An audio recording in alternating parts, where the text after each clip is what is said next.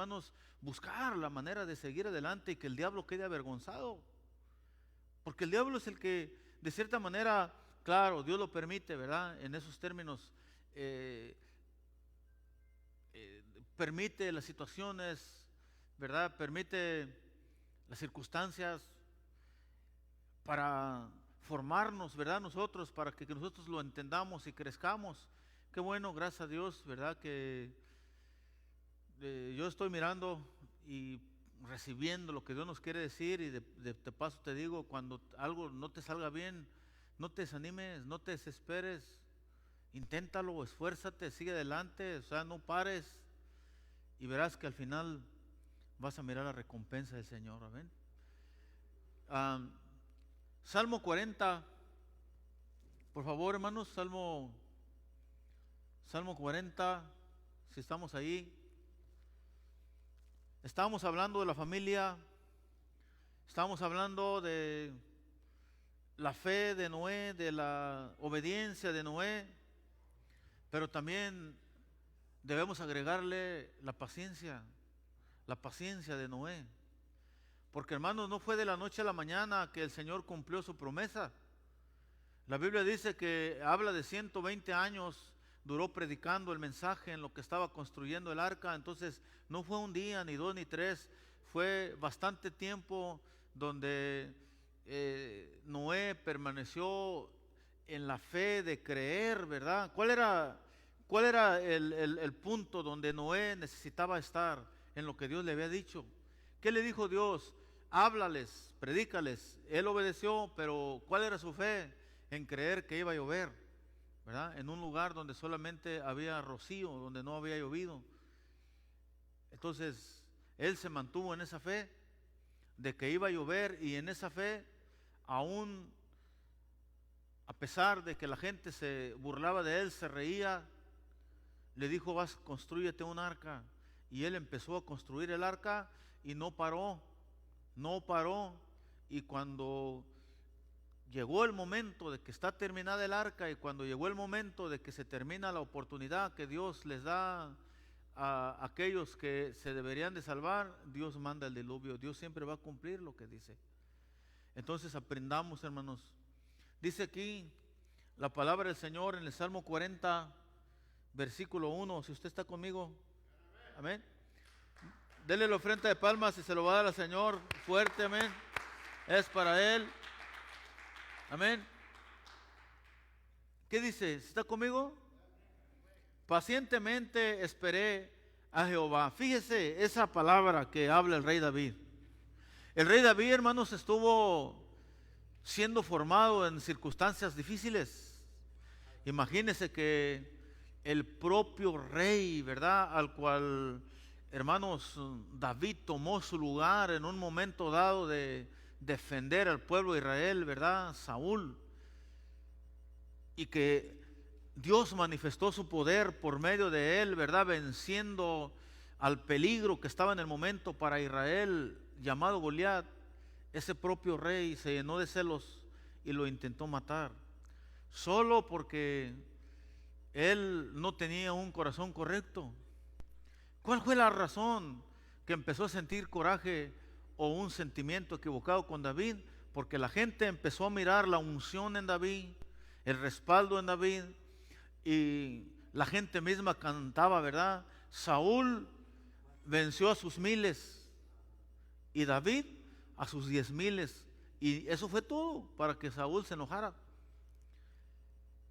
Dice: ya no más falta que le den el reino. Y de ahí para adelante, hermanos, ya no tuvo una buena actitud para con David, al grado de que después de que le había prometido, ¿verdad?, sí, la hija y bendecir su casa, ¿verdad?, de sus padres, hermanos, se echó para atrás y empezó a perseguirlo para matarlo.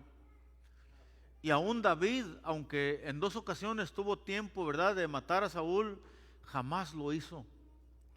Y unas palabras que él mencionó, ¿verdad?, cuando le dijeron los que andaban con David: mira, tienes oportunidad, desquítate ahorita, mátalo, tienes oportunidad, ¿verdad? En un momento que lo encontró en una cueva durmiendo y solamente le cortó un pedazo de su manto, y después cruzó al otro lado del cerro y gritaba a gran voz, y se despertaron los centinelas y le enseñó, ¿verdad?, el pedazo de tela. Miren cómo cuidan a su rey, ¿verdad? Entonces tuvo oportunidad de matarlo, de actuar por su propia cuenta en su razonamiento, de desquitarse. Y él dijo: líbreme de tocar al ungido de Jehová. Qué terrible, hermano, qué maravilloso es cuando uno se mantiene en ese temor y no toma en cuenta nada, sino solamente toma en cuenta que lo que Dios hace tiene un propósito. Otra cosa que miramos, ¿verdad?, en José, fíjense, hermanos, por eso José es un tipo de Cristo también, es un tipo de Cristo, porque no solamente sus hermanos lo querían matar, sino que lo torturaron, le hicieron mal, lo vendieron, ¿verdad?, como esclavo, sus propios hermanos. Y allá en Egipto también fue maltratado, acusado falsamente, metido a la cárcel, puesto en trabajos forzados, latigueado, y todo con un solo propósito, el cual en el momento él no sabía, pero él solamente, como dice esta escritura aquí, pacientemente. Imagínense cuando lo estaban acusando falsamente, imagínense cuando lo estaban tratando de matar sus propios hermanos, cuando lo vendieron como esclavo, imagínense cuando estaba en la cárcel. Bueno, todas esas cosas tenían un propósito de que al final, a través de él, Dios iba a suplir la necesidad de su padre y de sus hermanos y de su familia, porque Dios ya tenía determinado que iba a venir una sequía. Y hermanos, Dios tiene todo en control. El mayor error de nosotros es detenernos por la carnalidad, por la humanidad, amén, y no tomar la acción correcta. Mire, José perdonó a sus hermanos, después de que le hicieron tanto daño, él no guardó nada en su corazón, los perdonó. Perdonó a todos los que le hicieron daño. ¿Y qué pasó con él? La unción y el respaldo de Dios estuvo en su vida. Entonces, respecto, hermanos, a nuestras vidas, a nuestra actitud, ¿verdad?, debemos de esperar, debemos de tener paciencia. Tal vez en el momento las cosas se miran difíciles, tal vez en el momento, hermanos, no entendamos lo que está sucediendo en nuestras vidas, o por qué Dios permite esto, por qué permite aquello, o por qué no se salva el hijo, el papá, el hermano. Tantas preguntas que hay en nuestras vidas, pero solamente necesitamos una actitud, la paciencia. Y la paciencia va, hermanos, a declarar la fe que tenemos. O sea, va a ser la paciencia un fruto de la fe, porque estamos confiando en Dios, es porque vamos a tener paciencia, es porque vamos a perseverar. Entonces, cuando queremos que las cosas sucedan a un tronar de dedos, cuando queremos nosotros arreglar las cosas, amado hermano, lo vamos a entorpecer. Cuando ponemos nuestra mano, lo vamos a arruinar. Porque Dios tiene su tiempo para cada persona, y aun cuando nosotros pensemos que la cosa está, ¿verdad?, toda desbaratada, pues en eso se especializa el Señor, en arreglar lo desbaratado. ¿Sí o no? Hermanos, me salvó a mí. Estando destruido, desbaratado, sin forma, también tuvo misericordia de usted, ¿verdad? A menos que usted haya sido un estuche de monerías, ¿verdad? No creo, todos somos malhechores, perdonados por el Señor. Entonces, si nosotros nos damos cuenta que ha trabajado con nosotros, está trabajando con nosotros, debemos de seguir confiando en el Señor, que nos va a seguir cambiando, que nos va a seguir transformando, y también que va a cambiar a los demás. Y no querer yo que las cosas sucedan en mi tiempo y a mi manera como yo las digo. Ahí está, pacientemente esperé a Jehová. Y cuando uno toma esa actitud, ¿qué resulta? Que el Señor te escucha, que el Señor ve, que el Señor se agrada. ¿Por qué? Porque dice aquí que Él se inclinó a mí y oyó mi clamor. ¿Qué es lo que debemos de hacer? En vez de estar tratando de resolver las cosas a nuestra manera, clamar, y es lo que no hacemos. meternos a la presencia de Dios, si es lo que no hacemos. Pero más sin embargo, nosotros estamos mirando aquí, hermano, el camino a seguir, porque David está mostrando que en ese momento de desesperación tuvo fe en el Señor, la fe le produjo paciencia, y esa paciencia nos habla de un largo tiempo de espera, pero confiando en Dios, en su presencia, clamando a Él. ¿Ve qué diferente es el panorama? Porque cuando nos acercamos a Él, hermanos, lo primero que trae el Señor es paz a nuestro corazón. Claro, con la paz viene la seguridad, que todo está involucrado en la fe, viene la protección, viene la provisión, viene todo, ¿verdad? Porque aquí están las condiciones en que estaba este hombre. Qué terrible. Dice, y me hizo sacar del pozo de la desesperación, del lodo cenagoso. Fíjese esas palabras que tienen mucho significado. Hasta parece como contradictorio, ¿no? Porque usted dice, bueno, ¿cómo esperé paciente y estaba desesperado? Lo que está diciendo él es de que había motivos para estar desesperado, su corazón muy inquieto, pero la única manera que lo pudo hacer es porque se mantuvo en la presencia de Dios, y Dios le produjo esa paz en medio de un ambiente desesperante. Dios le dio esa calma.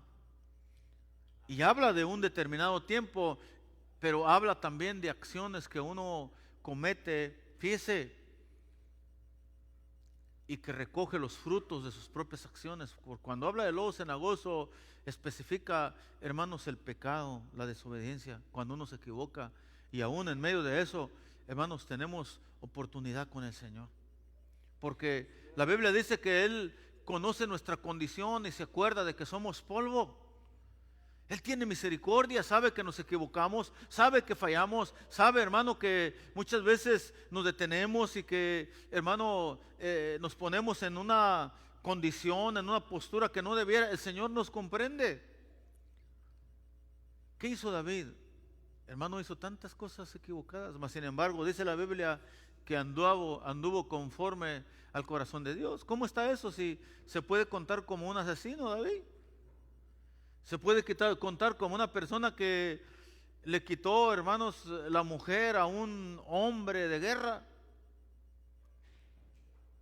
La diferencia está en cómo él se arrepentía, cómo buscaba la presencia de Dios, cómo reconocía su falta. Es lo que debemos hacer, no importa el punto de nosotros hayamos caído, nos hayamos equivocado, lo que hayamos hecho. Bueno, Dios no está para condenarnos en ese punto, Él está para extendernos la mano cuando buscamos su rostro.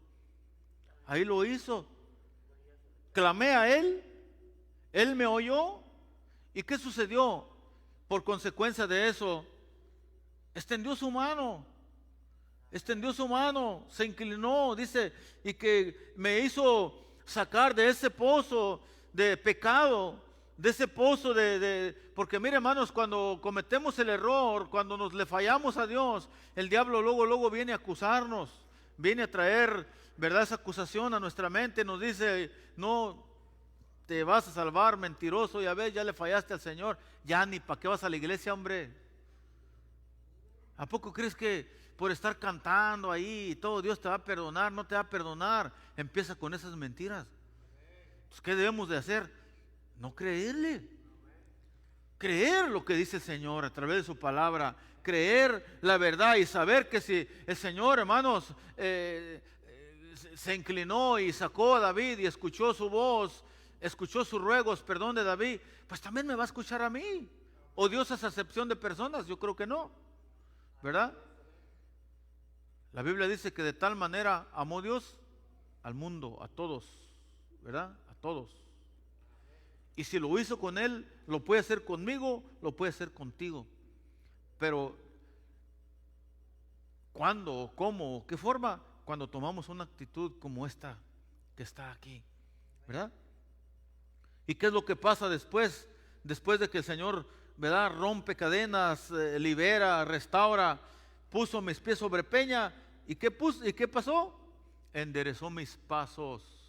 ¿Se ve? Ve en los momentos que uno está todo equivocado, pensando de una manera, que las cosas son así, que deberían de ser así, y actuamos en esa posición. Cuando viene la palabra, cuando viene la respuesta de Dios y nos muestra, entonces, hermanos, nos damos cuenta que no es así como nosotros pensamos. Y si nosotros somos humildes y recibimos la palabra, recibimos el consejo y la instrucción, y entonces nuestra vida se ajusta a los parámetros de Dios y lo tomamos como experiencia, ¿verdad? Y ya no pensamos como pensábamos, ya no actuamos como actuábamos. ¿Y cómo se llama eso? Que nuestra vida se va alineando con Dios. Dice ahí, enderezó mis pasos. Sí, me apartó, ¿verdad? De lo malo, de la injusticia, y me guió, me enseñó, ¿verdad? Lo bueno, lo recto. ¿Y qué dice el versículo 3? Puso luego en mi boca cántico nuevo, alabanza a nuestro Dios. Fíjese ese punto. Cuando uno está desesperado, cuando uno está queriendo que las cosas se arreglen a nuestra manera, hay que ser honestos, ni siquiera tenemos paz en el corazón. Porque miramos que hasta parece que uno quisiera, y en vez de que las cosas se fueran arreglando, parece que se empeoran, ¿verdad? Ya miramos aquella conducta de aquella persona, y en vez de orar por ella, en vez de estar nosotros clamando a Dios, y miramos que se pone más peor la cosa todavía, porque nosotros no podemos arreglar nada, nadie puede cambiar a nadie. Como nosotros que estamos aquí en esta tarde escuchando la palabra, es una decisión que cada uno de nosotros vamos a tomar. ¿Quién va a cambiar a alguien? Usted no va a cambiar a su compañero, yo no lo voy a cambiar, nadie va a cambiar a nadie. Pero más sin embargo, si usted recibe esta palabra en su corazón y la analiza, la guarda, la acepta, la recibe por fe, va a traer efectos a su vida, ¿verdad? ¿Y cuáles van a ser esos efectos, esas consecuencias? Consecuencias buenas, como le fueron a David. Cuando habla que puso mi pie sobre peña, entonces quiere decir que nuestro Señor Jesús nos da el ejemplo del que construye en la roca, la peña, la roca, y el que construye en la arena, y esto es lo mismo. Él dice que el que construye en la arena vienen ríos, tormentas, y cae, y es grande la ruina, pero el que construye en la piedra, ese permanece. Entonces él está diciendo, o sea, reaccioné, estaba hasta a punto de perder la salvación, y ahora estoy seguro en Cristo Jesús, porque Cristo es la roca. ¿Y qué pasa cuando uno tiene esa seguridad? Hay alegría, hay fe, hay esperanza. Por eso dice, puso cántico nuevo. O sea, hermano, el carácter cambia, la actitud cambia, el ambiente cambia. ¿Entiende? Cántico nuevo. Y eso, fíjese, es lo que está faltando, porque de ahí viene ese testimonio que es lo que va a traer quebranto a los demás. Porque ahí viene el testimonio para que los demás se salven. Dice, verán esto muchos y temerán y confiarán en Jehová. O sea que tu testimonio, hermano, tu actitud, o va a ayudar a los demás o los va a afectar, o más bien los va a afectar de para bien, o los va a afectar para mal. ¿Cómo quieres afectar a tu familia? Estamos hablando de la familia, ¿verdad? Hoy, ¿verdad? Con ese pensamiento le dejo, ¿cómo quiere usted afectar a su familia, para bien o para mal? Ahí está la instrucción. Que todos hemos pasado cosas, todos las hemos pasado. Que tal vez está pasando usted, tal vez las está pasando, pero mire, aquí tiene ya una esperanza en su vida. No se deprima, no se salga del camino, no retroceda, no reniegue, no culpe a los demás, tome su responsabilidad en el Señor y enderece su vida por medio de la palabra. Enderece sus pensamientos, sus acciones, y todo eso lo van a mirar los demás. Y al mirar a los demás van a decir, Dios está obrando en su vida. Y si no venían a la iglesia, y si el ambiente era difícil en su casa, el ambiente va a cambiar y van a decir, ¿sabes qué? Yo quiero ir donde tú vas. Algo está pasando. Algo está pasando ahí. Tú no eras así. Estás cambiando para bien. Estás diferente. Yo quiero ir ahí. Te miras con paz. Ya no te enojas por nada. Ya no estás en incredulidad por las cosas, sino te miro con fe, te miro confiado, aunque parece que la casa se cae, pero tú tienes una gran fe. Yo quiero también estar así. Ahí está el testimonio, lo verán muchos y temerán, vendrán al Señor, ¿verdad? Dice el versículo 4, bienaventurado el hombre que puso en Jehová su confianza y no mira a los soberbios ni a los que se desvían tras la mentira. Has aumentado, oh Jehová Dios mío, tus maravillas y tus pensamientos para nosotros. Yo creo que esos cuantos versículos pueden traer, hermanos, una dirección grande, una fortaleza grande en nuestras vidas. Y si usted lo recibe y deja que obre en su corazón, va a producir eso, esa paz. Así como el salmista decía que aún que esté en situaciones, ¿verdad?, angustiantes de cualquier índole, usted puede sentir la seguridad de estar en la peña, en la roca que es Cristo Jesús. Amén. Dele su ofrenda de palmas al Señor. Amén. Póngase en sus pies. Lo dejo con ese pensamiento. Vamos a orar, ¿verdad? Posteriormente, pues vamos a darle al Señor lo que es de Él en esta tarde. No nos queremos ir sin ofrendar. Le voy a pedir a mi hermano Douglas que vaya pasando para orar por la ofrenda. Se me acercan el ofrendero, ¿verdad? En lo que le doy gracias al Señor y le pido a Dios que Dios, amén, obre en tu vida a través de este mensaje. Padre bendito de la gloria, en el nombre poderoso de mi Señor Jesucristo, en esta tarde, Señor, gracias por tu palabra. Gracias, Señor, porque hemos podido entender a través de tu palabra que tú tienes control de todo. Señor, que podamos tener esa paciencia, Dios, que es fruto de la fe. Que podamos, Señor, mantenernos en tu promesa. Y que nosotros que entendamos que no podemos cambiar a nadie. Que entendamos que en nosotros no hay fuerzas, Padre, si tú no nos ayudas. Señor, hágalo usted, Señor. Mire la necesidad de sus hijos. Padre, cada circunstancia en sus hijos, cada circunstancia en su pueblo, cada necesidad, Señor, que pueda ser suplida, que usted le dé la dirección todavía más aún, Señor, de lo que nos ha dado en esta tarde, que sea usted por medio de su Espíritu Santo trayendo la paz, la seguridad, la confianza, Señor, en cada vida y en cada corazón. Te doy gracias en el nombre de Jesús. Denle su ofrenda de palmas, hermanos, al Señor. Vamos a orar por la ofrenda. Gracias, Señor, te damos en esta tarde, Padre. Bendice a mi hermano que viene con ese deseo, Señor, de honrarte en esta tarde por medio de tus ofrendas, Señor, y sus diezmos. Bendice, Señor, su arduo trabajo, el fruto de sus manos, papito lindo. Bendice, Señor, bendice los negocios que tenemos, Padre, cada uno de mis hermanos, Señor. Bendícenos de gran manera, Padre, hoy y siempre. Gracias te doy, Señor. Amén y amén. Aleluya. Yo sé que Cristo viene y espero su venida. Yo sé que Cristo viene y espero su venida. Si tú estás preparado, tendrás que ir para arriba, para arriba, para arriba, para arriba y no para abajo. Subiendo, subiendo, subiendo y no bajando, subiendo, subiendo.